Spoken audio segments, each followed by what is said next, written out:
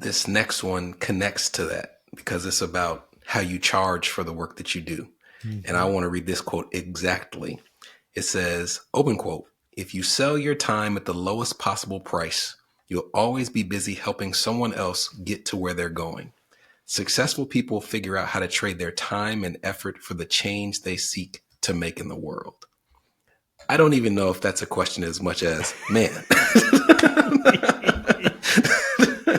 But if you could expound. Well, okay. So, some of the people listening to this are freelancers.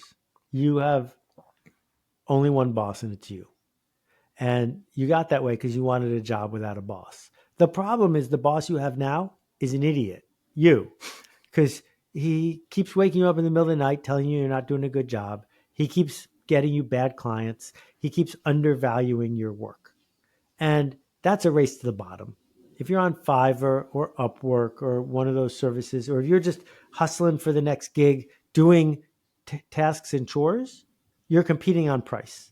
And it's just going to keep getting cheaper and cheaper. And the alternative is to race to the top and to say, I do something distinct enough that you're not going to easily find someone who can do it the way I do it. That people aren't going to say, get me a locksmith or get me a massage therapist. They're going to say, get me Brenton.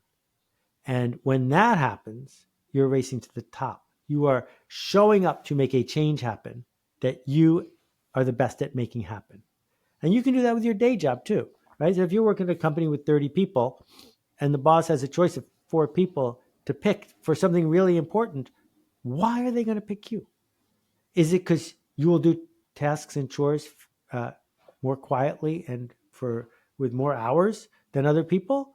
Or is it because you bring something distinct to this work and they're going to look good because they picked you?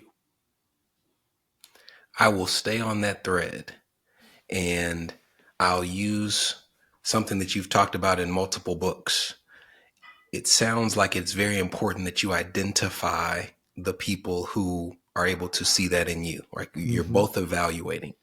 Right. And in both This Is Strategy and some of your earlier works, you tell people to effectively ignore those who come to your business or your work down the line and to focus the majority of your efforts on those who pay attention to it first, the early adopters. You're mixing two things here. So okay, I'm happy for you to edit this. I'm happy for you to edit this, or we can leave it in. I'll leave it in. Okay, so there are two things that we're talking about here. The first one is this. When you choose your customers or your boss, you are choosing your future. When you go to look for a job, you're not hoping that someone's going to pick you. You're auditioning your next boss. And you are worth it. Your days are worth it. Don't work for a jerk. Don't work for someone who wants you to work for pennies. Don't work for someone who wants you to stay exactly the way you are. Don't work for someone who's evil or disrespectful. Don't work for someone who's making the world worse. Go audition bosses and earn the privilege of working for someone who's making a change the way you want it to be made. If you're a freelancer, the only way to get paid better is to get better clients. And you don't get better clients by doing harder work for bad clients. You get better clients by becoming the kind of freelancer that better clients want to hire. Okay? So that's the first part. The second part is that when an idea is spreading through the culture, the first people who buy it are different than the last people who buy it. So you know somebody who bought an iPhone the first couple months it was on sale. You know somebody who bought Bitcoin when it was $10 and they can't stop talking about it, right? You know somebody who likes to go first, who's always listening to music that's not on Spotify yet. Those people are early adopters.